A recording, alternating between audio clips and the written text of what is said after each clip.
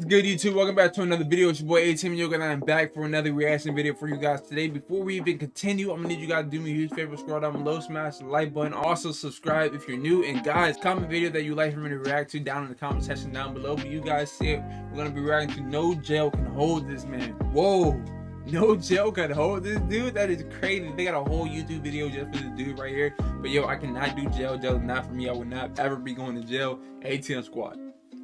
No, jail is not for you either. So don't even do anything stupid to put yourself in a position to even, you know, have to go through that. But let's get into it. Be it in the Shawshank Redemption, Prison Break, or Chicken Run. Prison Break, yo, that's a great show. Television has long made breaking out of jail look awesome. But the reality is that it's much tougher to break out of a maximum security prison than the films make it look. Not that anybody told these people who broke out of prison in ways you wouldn't. Whoa, that dude fit through the freaking the hole where they put your food at or whatever. I don't even see it even go back. Hold on, we got it right here. Broke out of prison in ways that is crazy. What? Heck no. Think of. It is not that deep, bro. There's probably no prison quite as famous as Alcatraz. It's literally been referenced in The Simpsons. No! That's the same my gamers know. And Black Ops 2 Zombies. And if that's not the peak of iconic, we don't know what is.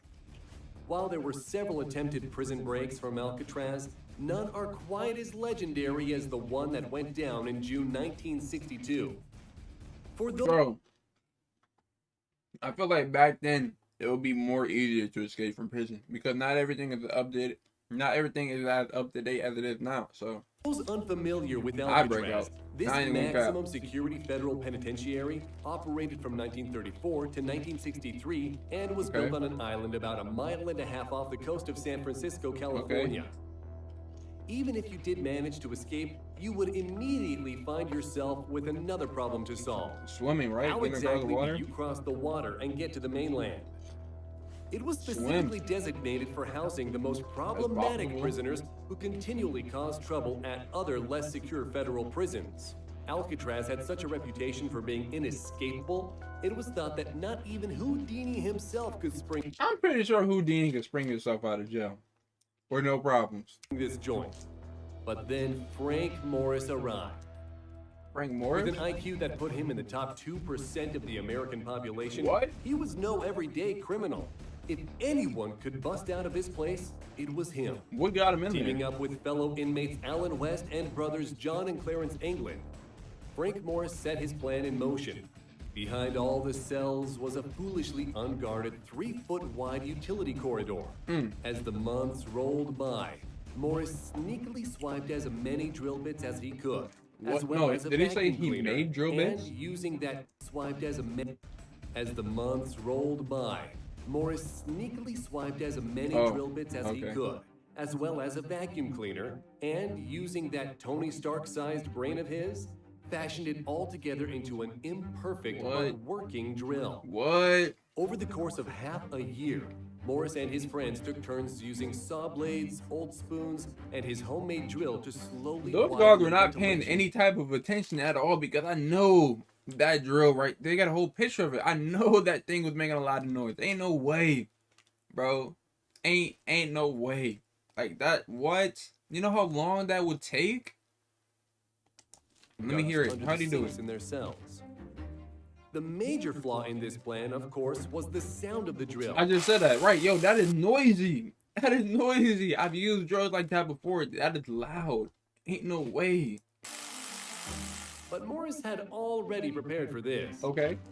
He masked the sound with strategically timed accordion playing, and their drilling progress was hidden from the guards during the day by the use. Accordion versus the drill? I don't believe it. I feel like you'd still be able to hear, you know, the drill. Of false walls. But at the same time, I don't know how loud accordion is, so. Come the night of the escape, they put paper mache dummies that looked like them, complete with. Ain't no way none of the guards knew. Not they're over here making paper mache masks themselves. I just crazy. Hair in their beds, and upon reaching the island's edge with choppy waters, they were ready to sail by using a rudimentary raft that Morris had constructed out of stolen raincoats. Whoa. MacGyver, eat your heart out. The plan didn't go off without a hitch, however. Alan West's fake wall kept sliding out of place, so, to try to get it to stay up to avoid the guards noticing, he glued it in with wet cement. Come the night of the escape, the cement had permanently set, effectively turning his fake wall into a real one. It took him far too long to rip it down, and Morris and the others were not patient types. They sailed off without him, leaving poor Alan behind to tell the tale of how his former fellow inmates escaped while never getting to escape with them. Damn. What became of Morris and the others as they hit the waters? Sadly, we may never know. An investigation by the FBI concluded they never reached the shore, implying their makeshift boat fell apart and they lost their lives at sea. But there are consistent rumors the men are still alive and well to this day in Brazil. I can believe that. If anyone could survive such an ordeal, it's Frank Morris. Do you think we're all hosts of Top Gear America? They still alive, bro. Or they made it. He made it or not? Tell us in the comments. What they got next, While though? prison breaks in fiction are often romanticized and made to look awesome, not all methods are as cool as having your brother, who got the blueprints to the prison tattooed on his body. Bro, that had to be the slickest ever, bro. Having the whole tattooed map out on the... He had the whole prison mapped out on his body. That is insane. And they take pictures of your tattoos before you get incarcerated. So I don't know how nobody noticed that, but this TV show right here, Prison Break, was smooth. I enjoyed every episode. Some prison breaks I might have to rewatch it. Lacking in dignity. In 2016, the Russian inmate Rustam Shakrutinov chose to take advantage of his petite frame in order to wiggle to freedom. The 25-year-old Rustam had been arrested for robbery and was thrown in jail. Shakrutinov, nicknamed the Snake Man by Russian media, realized that he was skinny enough that he could just about squeeze his way through the food delivery hatch of his cell. The only thing standing in his way was the resistance his clothes would offer. Oh yeah, so, you had to take it off. Stripping naked, the man clambered headfirst through the hatch, bursting out of his cell and into the corridor in a manner disturbingly reminiscent of that infamous rhino scene in Ace Ventura: When Nature Calls. I've never seen this. CCTV footage reveals the baffling moment he comes uncomfortably slinking out of the hatch, only to casually get dressed as if all is normal, and saunter off down the corridor to freedom. Crazily, a similar thing once happened in an episode of The X-Files. We can't help but wonder if that's what inspired him. And as far as we can tell, was never successfully apprehended again.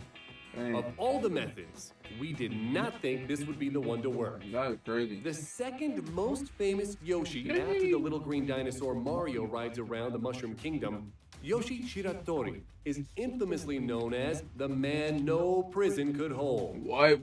Bro, this tell me out. Japanese Houdini has slipped out of more cells than you've had hot dinners. How do you keep getting caught? There is truly no one who hates incarceration as much as he did. While early Japanese prisons were easier to break out of than a paper bag, since the mid-70s, the annual number of successful escapes countrywide is down to single digits, meaning Yoshi's statistical chance of escape was slimmer than Rustam Shakrutinov's body. But he wasn't going to let that deter him. Initially arrested for murder and robbery, he was locked up in Aomori prison.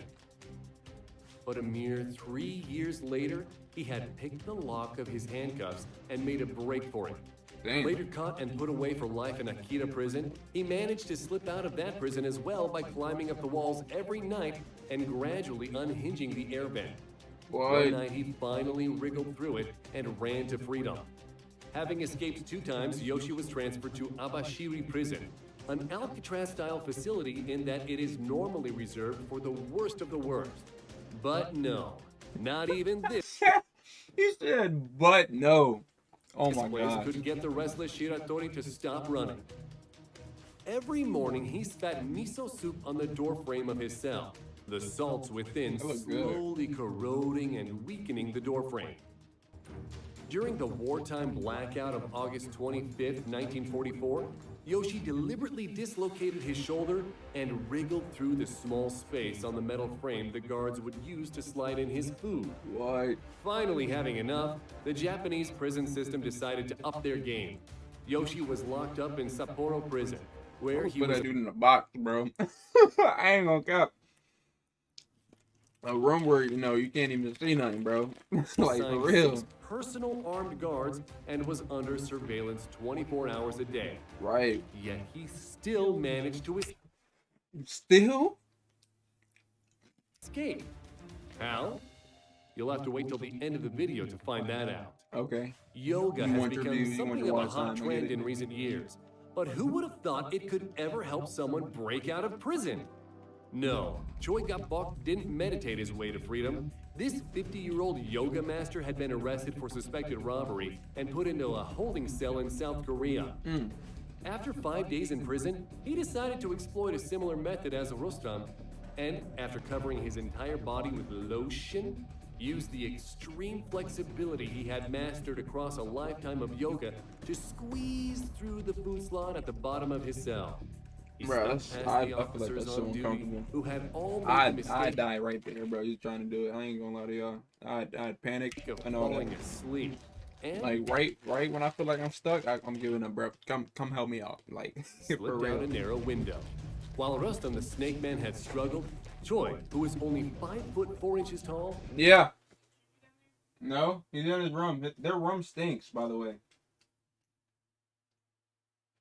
You hear me?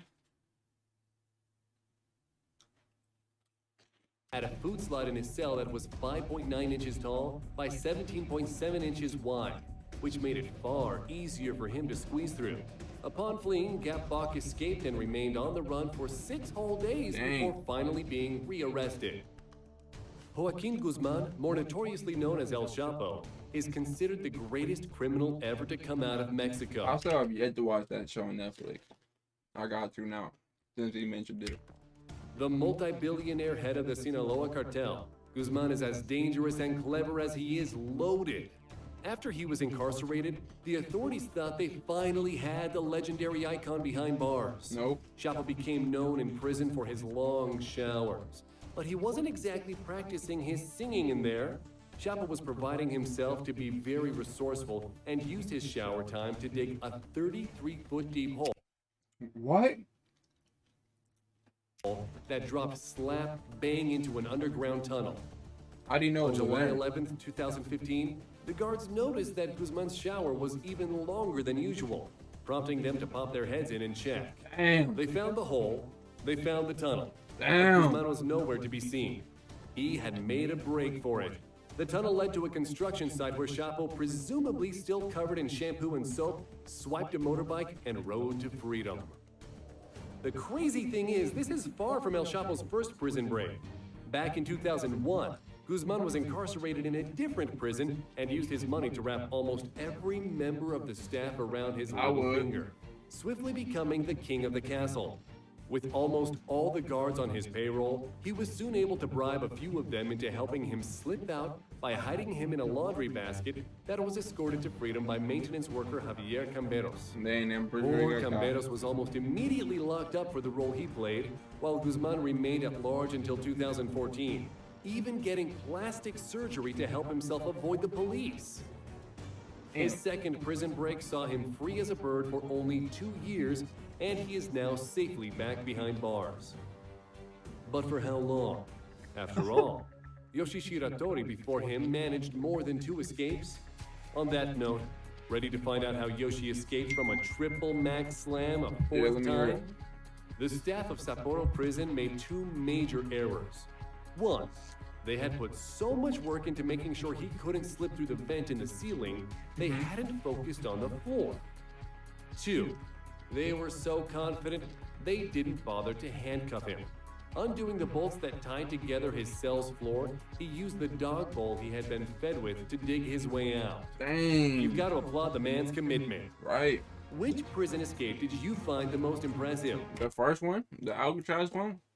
But yo, guys, I'm gonna end it up right here. Mom just texted me to order some pizzas, so that's what I'm gonna do. I'm gonna catch you guys in the next reaction video that I do. I got 8 more to go today. I got 8 more reaction videos to do. I'm trying to push out 10 for you guys, but catch you guys in the next one. Tune in every 2 hours. Deuces.